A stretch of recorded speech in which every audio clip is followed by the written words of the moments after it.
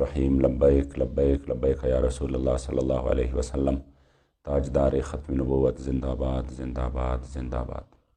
محمد شفیق امینی، رکن شورا تحریک لبیک یا رسول اللہ پاکستان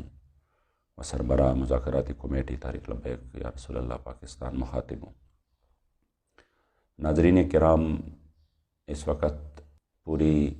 حکومت اپنے وسائل کو بروئے کار لاتے ہوئے تحریک کے خلاف پروپیگنڈا کرنے میں مصروف عمل ہے اور ہر آواز کو دبانے کی کوشش کی ہے اور ظلم بالائے ظلم کر رہے ہیں، جس کا تماشا پوری قوم دیکھ رہی ہے۔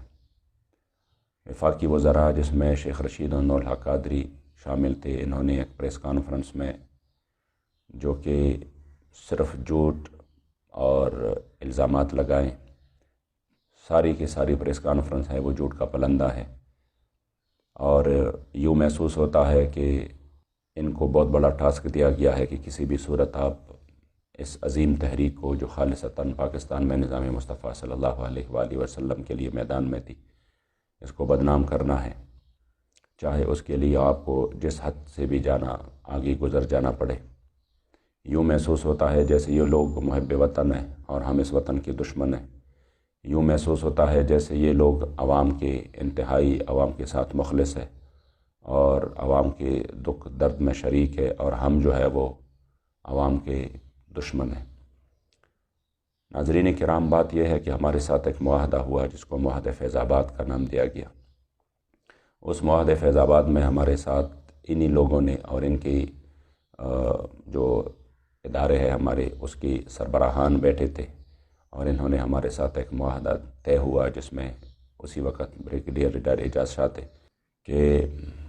فرانس کی سفیر کی ملک بدری کے حوالے سے ہم آپ سے 3 مہینے کا ٹائم لیتے ہیں۔ ہم نے 3 مہینے کا مکمل طور پہ ٹائم دے دیا۔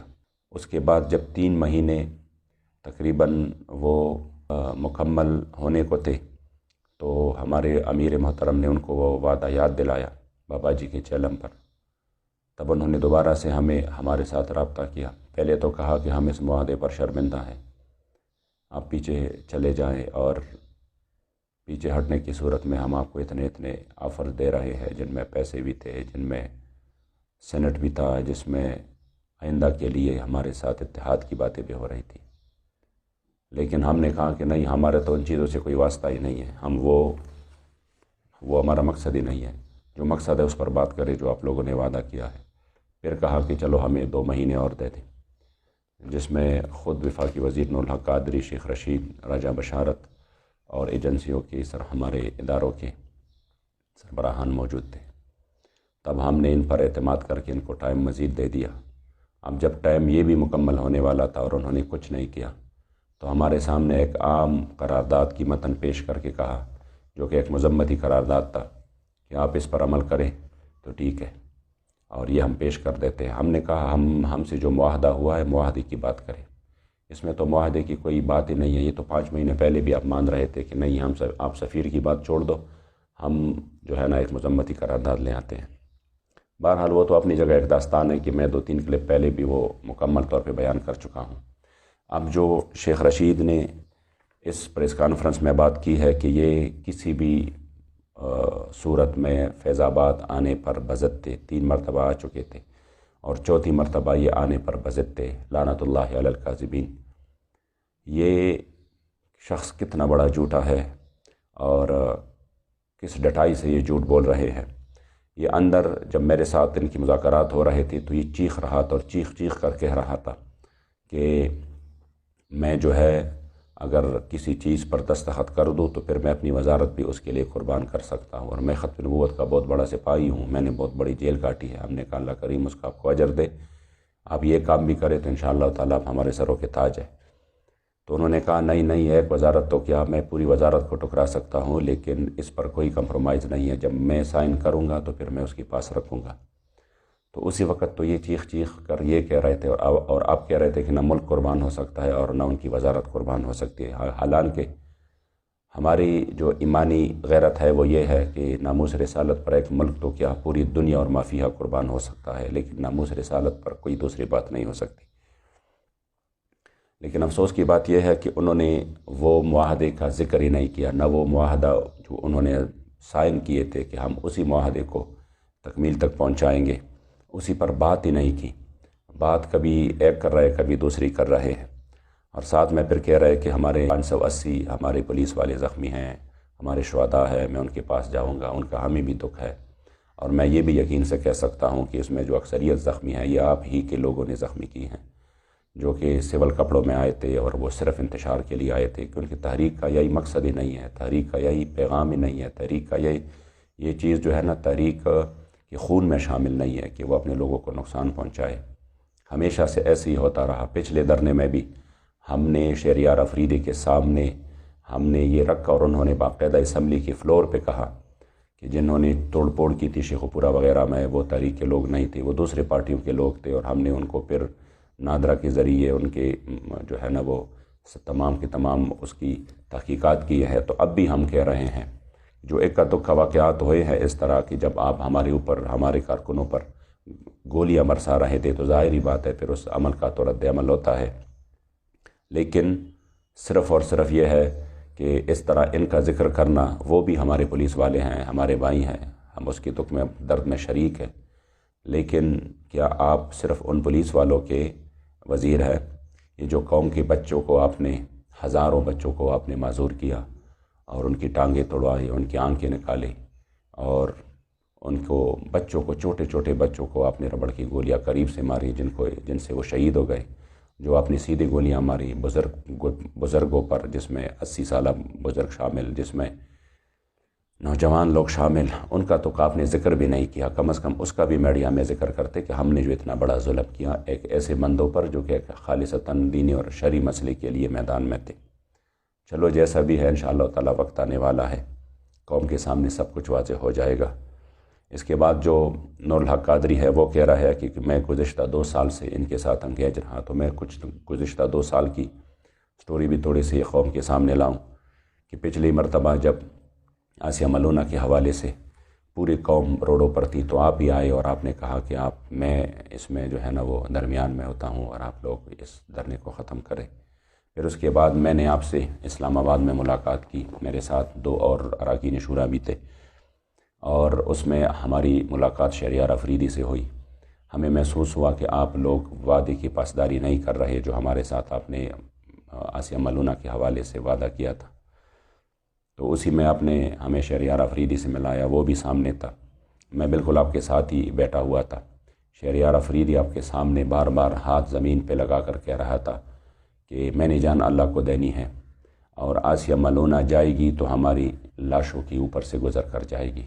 اور آپ تحریک والے ہم سے کیسے یہ مطالبہ کر سکتے ہیں؟ کیا ہم مسلمان نہیں ہیں؟ کیا ہم حضور کے غلام نہیں ہیں؟ تو آپ جب بار بار یہ بات آپ کے سامنے وہ کرتے رہے، تو میں نے اپنے ساتھیوں کو کہا کہ یار ان کو مزید یہ بات کرتے ہوئے بھی ہمیں شرم آ رہی ہے، یہ اتنے ماشاءاللہ سچے سچے پکے مسلمان اور عاشق رسول ہیں کہ اگر آسیہ ملونہ جائے گی تو ان کی لاشوں کے اوپر سے گزر کر جائے گی، تو پھر ہمیں اور کیا چاہیے؟ الحمدللہ ہمیں اگر ایسے وزراء ملے ہیں، ہم نے آپ پر یقین کیا، اور پھر وہی آسیہ ملونہ آپ کے ہوتے ہوئے اور ہمارے 40,000 علماء صلحاء جیلوں کے اندر ڈالتے ہوئے چلی گئی۔ آپ نے فون بھی نہیں اٹھایا، آپ نے میسج کا جواب بھی نہیں دیا، تو آپ تو انگیج رہے اسی مسئلے میں پہلے سے، جو کہ میں نے قوم کو بتا دیا۔ دوسری بات یہ ہے کہ اس میں آپ نے کہا تھا کہ ہم اپنے موقف سے پیچھے نہیں ہٹے۔ اتنا جو ہے نا آپ کو علم بھی ہے، اس حدیث کا بھی آپ کو علم ہے کہ لا ایمان لمن لا عہد لہ، اور اس آیت کریمہ کا بھی آپ کو علم ہے کہ وَأَوْفُوا بِالْعَهْدِ إِنَّ الْعَهْدَ كَانَ مَسْئُولًا۔ اس کے باوجود آپ اتنے سخت ترین جھوٹ بول رہے ہیں کہ وہ ہم اپنے موقف سے پیچھے نہیں ہٹے۔ آپ کا موقف تو آپ کے جو ہے نا ہمارے ساتھ ریٹن پہ موجود ہے، جس پہ آپ کے دستخط ہے، وہ آپ کا موقف ہے۔ اس موقف سے آپ کیوں نہیں پیچھے ہٹے؟ کیوں قوم کے سامنے اتنا بڑا اور گھٹیا ترین الزامات بھی لگا رہے ہیں، جھوٹ بھی بول رہے ہیں کہ آپ اپنے پیچھے نہیں ہٹے؟ آپ نے جو ڈرافٹ تیار کیا وہ تو اسی وقت ہم نے آپ کو کہا کہ اس میں تو معاہدے کا ذکر ہی نہیں ہے۔ جب ہم نے آپ کو کہا کہ اس میں معاہدے کا ذکر آ جائے، اور آپ نے کہا کہ چلو پھر اس کو یہ کریں گے وہ کریں گے، دوبارہ اس کو تول دینا چاہتے تھے، تو اسی وقت شیخ رشید نے آپ کو کہا کہ دیکھو، جو ساتھ میں بیٹھے تھے اس کو بھی کہا اور آپ کو بھی کہا تھا کہ دیکھو ان کے ساتھ بات گول مول مت کرو، بالکل کلیئر اور صاف بات ان کو کہہ دو کہ جو معاہدے کی بات آپ کرتے ہیں وہ ہم نہیں لے کے جانا چاہتے اور نہ ہم وہ کام کر سکتے ہیں، اس لیے ان کے ساتھ اس پر ٹائم ضائع نہ کرو۔ تب ہم نے کہا جب آپ ہماری باتیں نہیں مان رہے تو ہم کس لیے پھر جو ہے نا آپ سے آگے مذاکرات چلائیں۔ اس کے باوجود بھی ہم نے آپ کا وہ ڈرافٹ اٹھایا اور ہم نے کہا کہ چلو اس پر ہم اپنی شورا میں پھر بات کرتے ہیں، اور صبح کو آپ کے لاہور کے ایک ذمہ دار نے ہمارے ساتھ بات بھی کی، جس کے 2 گھنٹے بعد پھر ہمارے امیر محترم کی گرفتاری ہوئی۔ تو اتنا جھوٹ آپ مت بولے، اور صرف ایک وزارت کی خاطر اور وزارت کی چمک دمک کی خاطر میں تو سوچ بھی نہیں سکتا کہ ایک بندہ جس کے پاس علم بھی ہو، جس کے فیملی بیک گراؤنڈ بھی اس طرح ہو، وہ صرف ایک وزارت کی خاطر اتنی بڑی جھوٹ بولے، اور وہ ایک خالصتاً ایک مذہبی تحریک پر جو کہ حضور کی عزت و ناموس کے لیے میدان میں ہو، اس کے خلاف اتنی سازشیں کرے اور وہ صرف وزارت کی خاطر اس کا حصہ بنے۔ حاشا وکلا کہ ہم نے کبھی یہ سوچا بھی تھا کہ اس طرح ہوگا۔ چلو قسمت کی بات ہے کہ آپ کس کو خوش کر رہے ہیں، انشاءاللہ آنکھ بند کرنے کی دیر ہے، پتہ چل جائے گا دنیا میں بھی اور آخرت میں بھی انشاءاللہ۔ آپ نے اس کے بعد کہا ہے کہ گرفتاری پر کہ اس کا ایک بندہ گرفتار ہوا تو اس پر اس طرح کا رد عمل جو ہے نہ شرعی ہے، نہ دینی ہے، نہ اخلاقی ہے۔ تو میں آپ سے پوچھتا ہوں کہ رد عمل تو نہ شرعی ہے، نہ دینی ہے، نہ اخلاقی ہے، لیکن عمل کیا ہے؟ ایک بے گناہ بندے کو جنہوں نے آپ سے وعدہ کیا تھا کہ ہم 20 تک کچھ بھی نہیں کریں گے، لیکن انہوں نے ابھی 20 تو اب بھی نہیں آیا، ایک بے گناہ بندے پر کس طرح آپ یہ الزام لگا سکتے ہیں کہ یہ اس کی جو گرفتاری ہے تو کیا وہ شرعی ہے یا آئینی ہے یا اخلاقی ہے؟ اس لیے کم از کم قوم جو ہے نا ان باتوں کو سوچے اور یہ ذہن میں رکھ کے کہ یہ کس کے کہنے پر یہ سب کچھ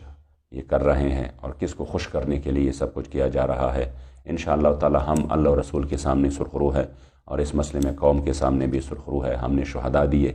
ہم نے بڑے تکالیف اور مصیبتیں برداشت کی اور مزید بھی برداشت کریں گے، کیونکہ ہمیں ان کے معاملات کا پتہ ہے، لیکن کم از کم یہ قوم انشاءاللہ تعالی اسی پر ضرور وہ مطمئن رہے گی کہ ایک جماعت ایسی تھی جنہوں نے کبھی اپنے اصول کا اور اپنے نظریات کا سودا نہیں کیا، اور اپنے کریمہ کا صلی اللہ علیہ وسلم کی عزت و ناموس کے لیے میدان میں رہے۔ اللہ کریم جل جلالہ ہم تمام امت مسلمہ کو اور بالخصوص پاکستان کو حق بولنے کی، حق کہنے کی اور حق کو قبول کرنے کی توفیق عطا فرمائے۔ لبیک لبیک لبیک۔